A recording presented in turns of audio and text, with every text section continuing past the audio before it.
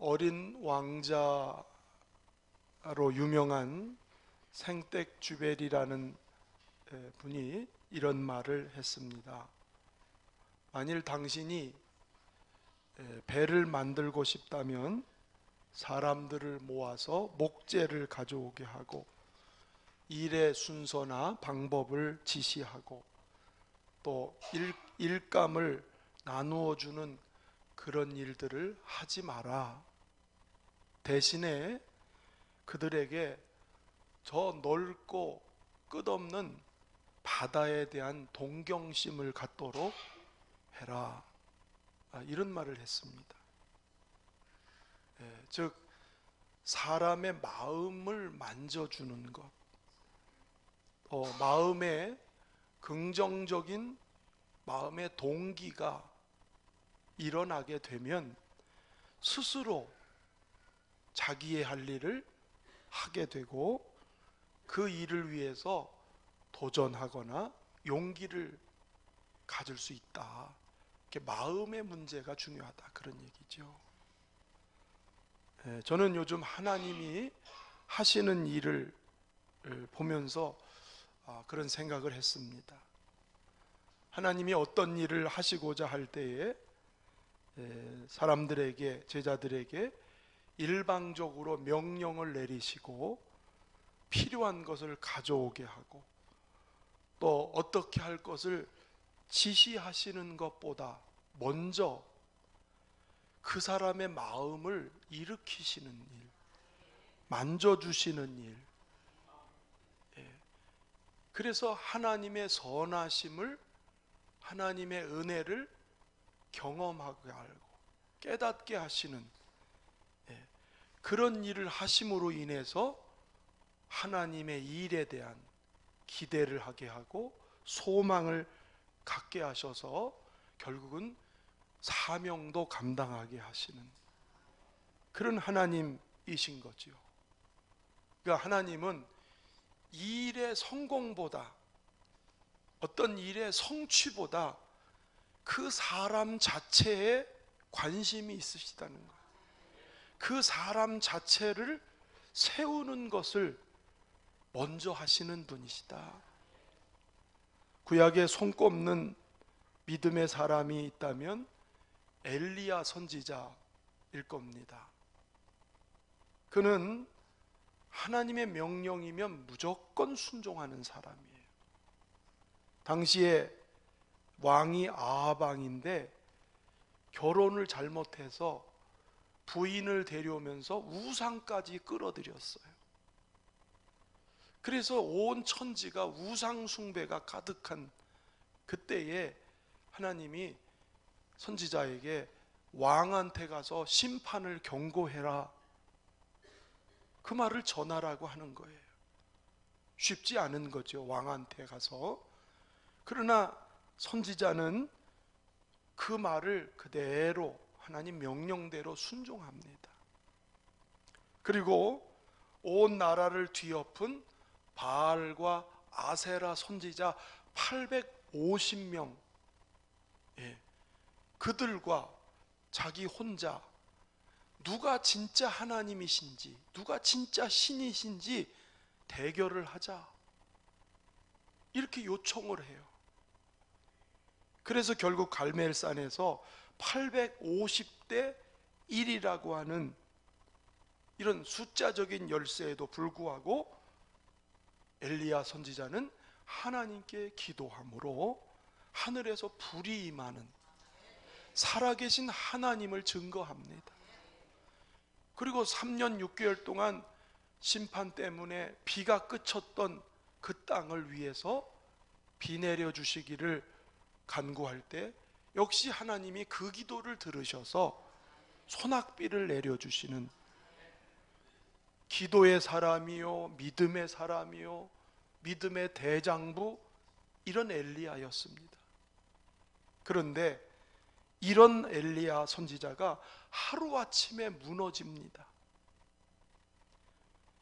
아합 왕의 부인인 이세벨, 악한 여자가 독이 차서 엘리야 선지자를 향해서 뭐라 그러냐면 내일 이맘때 너는 죽을 것이다. 내가 너를 반드시 죽일 것이다. 이런 협박과 공갈을 전합니다. 엘리야 선지자가 그 말을 듣는 순간에 그냥 무너져 버렸어요. 그렇게 믿음의 사람이었던 선지자였지만 그에겐 두려움과 공포가 밀려 들어왔어요. 그래서 그는 광야로 피해서 로뎀나무 아래 밑에서 하나님 앞에 죽기를 기도할 만큼, 열왕기상 19장 4절을 보시면, 자 읽어볼까요? 시작. 자기 자신은 광야로 들어가 하루길쯤 가서 한 로뎀나무 아래에 앉아서 자기가 죽기를 원하여 이르되 여호와여 넉넉하오니 지금 내 생명을 거두시옵소서. 나는 내 조상들보다 낫지 못함. 하나님 지금 내 생명을 걷어가 주십시오. 죽기를 청할 만큼. 이게 지금 엘리야의 모습이에요. 그렇게 당당하고 그렇게 용감했던 믿음의 사람이지만 마음이 무너지니까 이런 마음까지 생겨서 하나님께 기도해요. 인간의 정말 연약한 모습인 거죠. 그런데 하나님이 이런 엘리야를 어떻게 대하시는가? 책망하셨는가? 다른 뭘 명령하셨는가? 아닙니다. 열왕기상 19장 5절에서 8절을 한번 읽어보시겠습니다. 시작. 로뎀나무 아래 누워 자더니 천사가 그를 어루만지며 그에게 이르되 일어나서 먹으라 하는지라.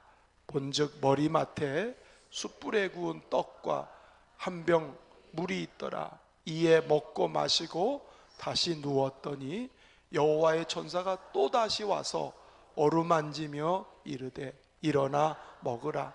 내가 갈 길을 다 가지 못할까 하노라 하는지라. 8절까지. 이에 일어나 먹고 마시고 그 음식물의 힘을 의지하여 40주 40야를 가서 하나님의 산 호렙에 이르니라. 누워있는 엘리야, 죽기를 청하면서 누워있는 엘리야를 하나님의 천사가 와서 만져주세요. 그를 만져주세요. 그리고 떡과 고기를 준비해서 야 일어나서 먹어라, 마셔라. 먹고 일어나서 또 눕습니다. 그러면 또 천사가 와서 또 만져주세요. 엘리야를 계속 만져주세요. 또 일어나서 먹고 마시라. 이런 일을 계속 하나님이 반복하세요. 다른 거 하시지 않고 누워서 쉬게 하고 먹게 하고 만져주시고 계속 이 일을 하시는 거예요. 그러다가 이제 힘이 나니까 그때서야 호렙산으로 올라오라고 엘리야를 불러요. 거기서 엘리야는 하나님과 기도하면서 만나요. 하나님의 세미한 음성을 들어요. 그러니까 그때부터 다시 힘이 사서 하나님이 맡긴 사명을 위해서 끝까지 자기의 일을 다 마치고 마지막에는 엘리사에게 바톤을 넘겨주면서 하늘나라로 그는 올라갑니다. 아멘. 하나님은 이렇게 엘리야를 위로하시는 하나님이셨어요. 무너지고 넘어지고 쓰러지고 죽고 싶은 엘리야를 하나님이 만지셔서 이렇게 위로하시는 하나님. 이게 하나님의 인자하심이고 선하신 모습이에요. 바울이 이걸 경험한 거예요. 3절을 한번 본문 읽어볼까요? 3절 시작. 그는 우리 주 예수 그리스도의 하나님이시요 자비의 아버지시요 모든 위로의 하나님이시며, 모든 위로의 하나님을 바울은 경험했어요. 고난이 심했습니다. 죽을 것 같은 고비가 있었습니다. 그런데 하나님은 그때마다 위로하시는 하나님. 이 하나님은 오늘도 살아계십니다. 여러분 가운데 위로의 영으로 임하시기를 축원합니다. 제가 지난 주일에 제가 사순절 기간 지나면서 여러 일들이 겹쳐서 참 힘들고 고통스러운 시간을 보냈다는 그런 말씀을 드렸습니다. 아마 이전에 겪은 고난의 때의 두려움과 무서움과 떨림이 다시 이게 살아나는 것 같다고 얘기했습니다. 특히나 요즘은 건축에 대한 여러 가지 일들이 겹치다 보니까 마음의 짐이 더 커지지 않았나 싶습니다. 그래서 저를 보고 걱정하는 분들이 참 많으셨어요. 얼굴을 보고 걱정하시는 분. 그래서 링거도 맞기도 하고 보약을 지어 먹기도 하고, 그러면서 참 인생이 연약하다, 질그릇 같은 게 인생이구나, 꼭 내 모습이 모세 이야기에 나오는 가시떨기 나무 같이, 쓸모없는 가시떨기 있잖아요. 불 한번 붙이면 훅 날아가 버리는 꼭 그 가시떨기 같은 게 내 모습이었어요. 풀잎과 같고 풀의 꽃과 같은, 그게 내 모습이 아닌가, 그런 생각을 참 많이 하게 되었습니다. 그런데 부흥의 이후에 이어지는 은혜 시간을 통해서 하나님이 저를 찾아오시고 저를 만져주시기를 시작했습니다. 아무것도 염려하지 말고 하나님께 맡기라. 그리하면 내가 너를 돌본다. 그 말씀으로 다가와 주셨어요. 다가오셨어요.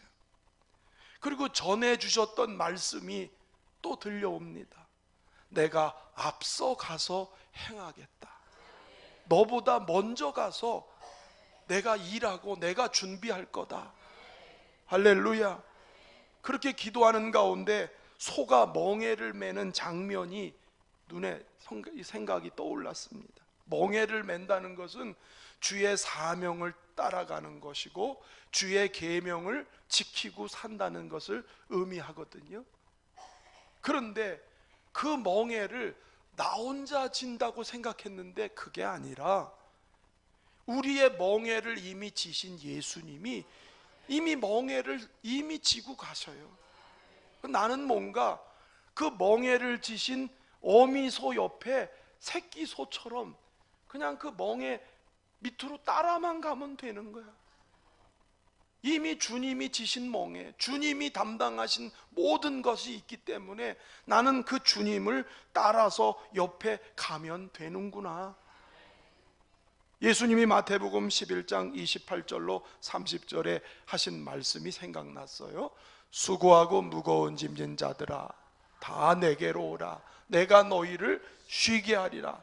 나는 마음이 온유하고 겸손하니 나의 멍에를 메고 내게 배우라.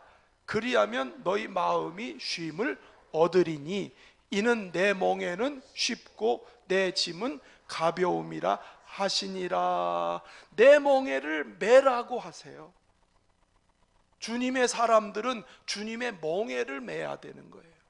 주님의 법도를 따라가는 거예요. 주님이 주신 사명을 지고 가야 되는 거예요. 그런데 주님이 뭐라 그러냐면 내 멍에는 쉽고 내 짐은 가벼움이라. 왜? 주님이 같이 가니까. 주님이 다 담당하고 가시니까 우리는 그 옆으로 따라가면 얼마든지 감당할 수 있다. 얼마든지 일어날 수 있고 승리할 수 있다. 할렐루야. 그게 얼마나 위로가 되었는지 몰라요.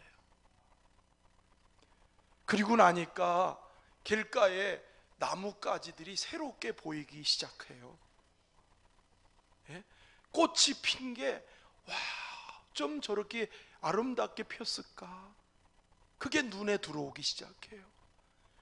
그리고 그 가지에서 솟아난 새순에서의 작은 잎사귀들이 막 흔들어대면서 이렇게 춤을 추는 모습이, 그것도 위로가 되더라고요.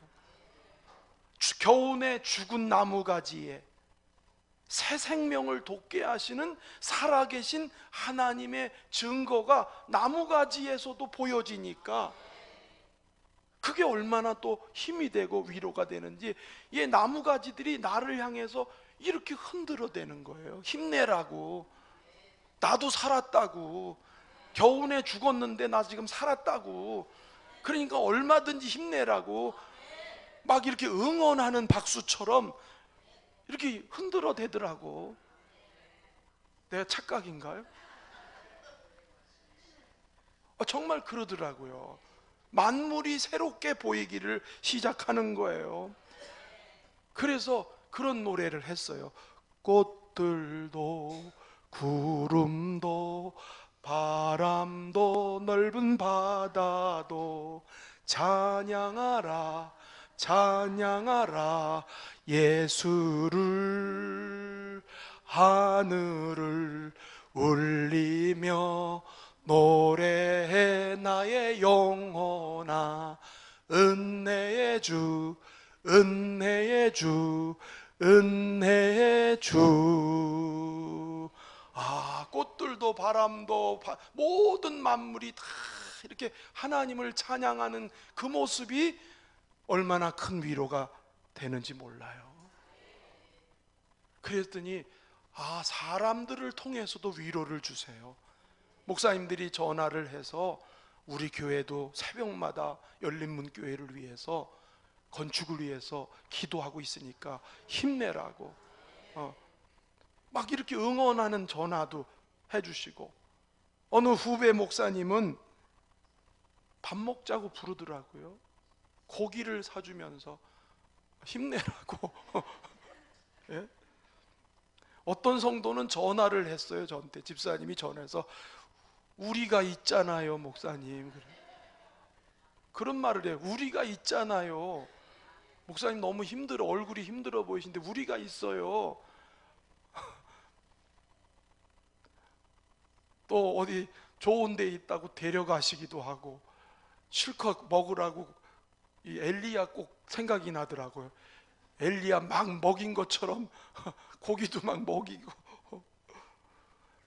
이런 걸 가만히 보니까 하나님이 이게 다 위로의 손길이었구나. 할렐루야.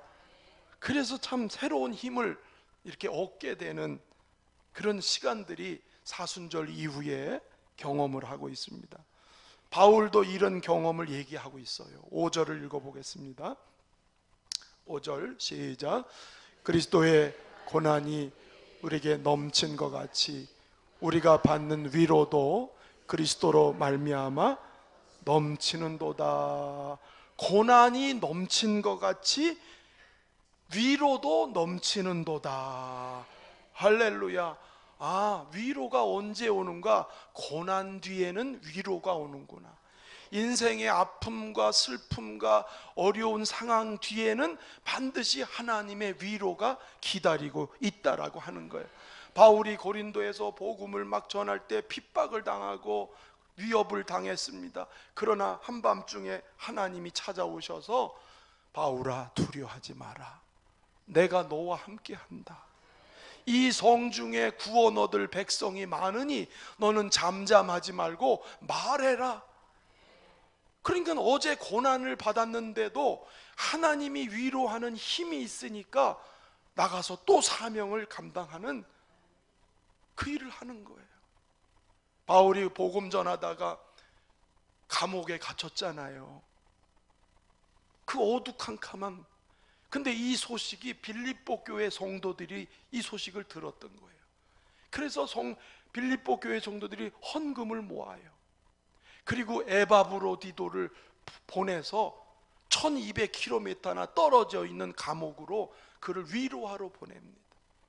성도들이 지금 기도하고 있습니다. 그러면서 에바브로디도가 그 머나먼 길을 찾아가서 자기도 몸에 병이 생길 정도로 어려운데도 불구하고 바울을 수발들었습니다. 바울 옆에서 시중을 들고. 그래서 바울은 늘 경험한 게 그거예요. 자기가 고난을 많이 당하고 아픔과 큰 고통을 당했지만 그때마다 찾아오신 하나님의 위로가 있었기 때문에 견딜 수가 있었다라고 하는 것이지요. 하나님은 지금도 살아계셔서 우리 성도님들을 위로하시고 일으키시는 줄로 믿습니다. 이사야 40장 29절을 보니까 피곤한 자에게는 능력을 주시며 무능한 자에게는 힘을 더하시나니. 할렐루야. 우리 인생을 살아가면 얼마나 힘들어요. 그렇죠? 얼마나 답답한 일을 많이 만나요. 때로는 무력해지고 무력감에 빠지기도 쉽고 절벽을 만난 것처럼 소망이 끊어지는 것처럼 정말 가슴 퍽퍽할 때가 얼마나 많은지 몰라요. 기억하십시오. 피곤한 자에겐 능력을 주시며 무능한 자에게는 힘을 더하시는 그 하나님이 시편 86편 17절 하반절에 보니까 여호와여 주는 나를 돕고 위로하시는 분이십니다. 한번 합시다. 하나님은 나를 돕고 위로하시는 분이시다. 그래서 직접 내려오셨잖아요. 하늘에서 직접 오셨어요. 그리고 당신의 살과 피를 우리에게 다 내어주셨어요. 요한복음 6장 54절 55절 다 같이 내 살을 먹고 내 피를 마시는 자는 영생을 가졌고 마지막 날에 내가 그를 다시 살리리니 내 살은 참된 양식이요 내 피는 참된 음료로다. 할렐루야. 우리가 힘을 얻으려면 먹어야 되잖아요. 주님이 살과 피를 주셨어요. 그러니까 당신의 생명을 주셨으니까 우리는 어떤 상황에서도 이 예수님 때문에 일어날 수 있는 거예요. 다시 살 수 있는 거예요. 사명의 길을 끝까지 갈 수 있게 된다는 말씀인 것입니다. 바울은 고난과 위로를 이렇게 설명을 해요. 4절을 읽어보겠습니다. 시작. 우리의 모든 환난 중에서 우리를 위로하사 우리로 하여금 하나님께 받는 위로로서 모든 환난 중에 있는 자들을 능히 위로하게 하시는. 자, 이렇게 얘기합니다. 우리로 하여금 하나님께 받는 위로를 가지고 모든 환난 중에 있는 사람들을 위로하게 하시는 분. 아멘. 제가 너무 힘들 때 그런 기도했어요. 하나님, 내가 왜 이렇게 힘든 건가요? 왜 마음이 이렇게 절망적인 마음이 생기나요? 왜 앞이 안 보이나요? 그때 주님이 이런 마음을 깨닫게 해주세요. 내 주변에는 이런 사람들이 많다. 교회 안에도 이런 성도들이 많이 있다. 그런 사람들을 이해하고 도와주려면 이런 과정이 있어야 된다. 신방을 하거나 상담을 해보니 교회 안에도 정말 어려운 분들이 많아요. 눈물을 흘리는 분들이 많고 고통하고 절망스러운 분들도 계시고 잠을 이루지 못하는 분들도 계시고 심지어는 마음의 죽음의 공포를 느끼는 그런 분들도 계시다는 것을 알게 돼요. 지금 이 풍요의 시대를 살고 있지만 우리 주변에는 내면적으로 너무 힘들고 절망적이고 우울하고 힘든 사람들이 너무 많은 거예요. 그런 사람들을 도와줘야 되지 않겠니? 그런 사람들을 위로하기 위해서 네가 필요하지 않겠니? 바울이 말한 뜻이 바로 그런 뜻을 가지고 있어요. 주님의 이름을 가지고 다른 사람들을 위로하고 세워주는 사명을 가지고 있다라고 하는 것이지요. 헨리 나우엔이 쓴 상처받은 치유자라는 책에서 그리스도인은 상처받은 치유자로 부르심을 받은 거다, 그러면서 아픈 자와 고독한 자와 가난한 자와 눌린 자를 치료하기 위해서는 상처받을 각오를 해야 한다. 하나님이 우리를 먼저 만지시고 우리를 먼저 일으키시고 우리를 통해서 위로가 필요하거나 치유가 필요한 사람들을 우리로 하여금 도와주라고. 이게 바울이 고백한 하나님의 위로의 힘이라는 것입니다. 하나님의 위로가 필요 없는 사람 여기 계신가요? 필요 없는 사람 하나도 없습니다. 사람의 힘으로는 풀 수 없는 일, 재물이 아무리 많고 권력이 아무리 커도 인간의 방법, 인간의 의술로 해결할 수 없는 고통과 아픔과 절망이 얼마나 많은지 몰라요. 우리가 생각하는 것보다 훨씬 많은 사람들이 그렇습니다. 그런데 그 모든 것들을 치유하고 일으킬 수 있는 것은 오직 하나님의 위로, 하나님의 위로의 힘만이 가능한 것입니다. 6절을 한번 읽어보시면 우리가 환난 당하는 것도 너희가 위로와 구원을 받게 하려는 것이요 우리가 위로를 받는 것도 너희가 위로를 받게 하려는 것이니. 거기서부터 읽어볼까요? 이 위로가 너희 속에 역사하여 우리가 받는 것 같은 고난을 너희도 견디게 하느니라. 이 위로가 하나님의 위로가 고난을 견디게 한다. 고난을 이기게 한다. 우리가 삶에서 당하는 고난, 십자가를 지고 가는 어려운 무거운 짐들을 감당할 수 있는 힘이 하나님의 위로가 된다, 위로가 있다라고 하는 것입니다. 그래서 바울이 죽을 것 같은 고난, 매를 맞습니다. 태장을 맞습니다. 감옥에 들어갑니다.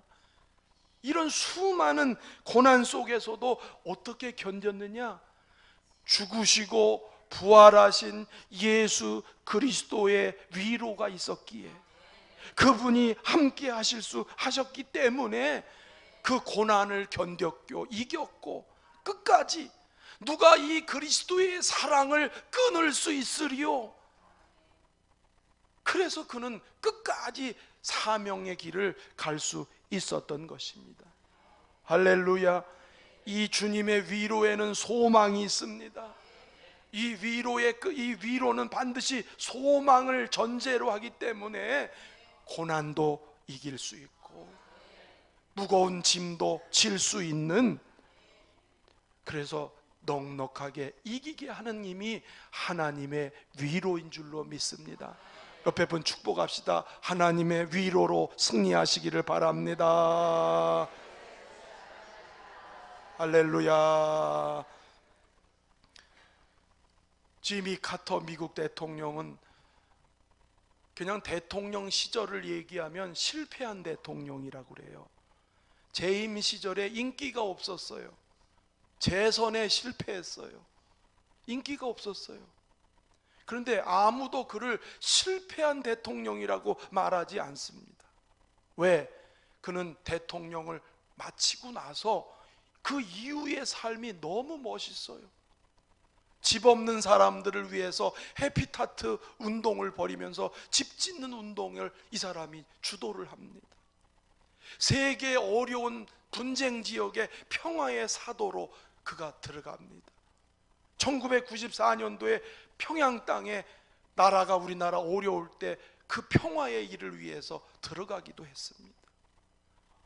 그는 독실한 기독교 신자로서 조지아에 있는 자기 고향 교회에 가서 성인반 교사로서 성경을 가르치는 신실한 신앙인이었습니다. 그의 이름은 온 세계가 주목하는 이름이 됐습니다. 빌 비록 재직 시절에는 실패한 대통령이었지만 그는 그 인생의 전체를 볼 때는 진짜 성공한 인생, 존경받는 인물. 할렐루야. 그게 어디에 있었냐면 하나님의 위로가 있어서, 하나님이 자기와 동행한다는 걸 믿었기 때문에 그 하나님을 힘입어서 그는 그렇게 멋지게 사명의 길을 갈 수가 있었던 것이지요. 할렐루야. 예수님 십자가에 달리실 때에 제자들 다 도망갔습니다. 다 부인했습니다. 다 떠났습니다. 실패했습니다. 그런데 부활하신 예수님이 그 제자들을 찾아오세요. 고기를 잡았느냐? 잡지 못했습니다. 배 오른편에 던져라. 그물을 던져라. 그러면 고기를 잡을 거다. 던졌더니 고기를 많이 잡게 하십니다. 제자들이 육지에 올라와 왔더니 생선도 구워 있고 떡도 준비되어 있습니다. 부활하신 예수님이 얘들아 와서 조반을 먹으라. 부활하신 주님이 제자들을 먼저 만지시는 거예요. 그들은 실패한 인생이었어요. 예수 모른다고 부인하고 떠났지만 그러나 부활하신 주님은 찾아오셔서 그들을 다시 만지고 그들을 위로하고 그를 다시 일으킨 뒤에 네가 나를 사랑하느냐? 내 양을 먹이라. 결국은 그 제자들이 성공적인 제자들이 됐잖아요. 이게 주님이 주시는 위로의 힘이라는 것이죠. 할렐루야. 인생길 가볍지 않습니다. 그렇죠? 저와 여러분이 살아가는 인생이 가볍지 않아요. 무거워요. 주님을 위해 산다는 것, 좁은 길 가는 거예요. 교회를 위해서 십자가를 진다, 건축을 한다, 교회에 어떤 사명을 진다, 가볍지 않습니다. 내 힘으로 할 수 없습니다. 그러나 우리 곁에서 도우시는, 우리 멍에를 함께 지시는 주님이 계세요. 주님이 함께 하세요. 주님이 우리 안에 힘을 주시고 위로하시고 도우시기 때문에 우리는 넉넉하게 인생길을 승리할 거고, 지난날에 실패가 있어도 우린 다시 일어날 수 있고 주신 사명의 길을 끝까지 갈 것이며, 주를 위해 수고한 사람들을 하나님은 그냥 두시지 않을 거예요. 할렐루야. 주님의 가장 큰 위로는 딴 게 아닙니다. 두려워 말아라. 내가 너희와 함께 있으리라. 그 주님의 위로가 날마다 성도님들에게 임하기를 바랍니다. 그리고 내 주변을 돌아보면서 위로가 필요한 사람이 누구 있나? 내가 손잡아주고 도와야 할 사람이 누가 있는가? 여러분, 위로의 통로로서 살아갈 수 있기를 주의 이름으로 축원합니다.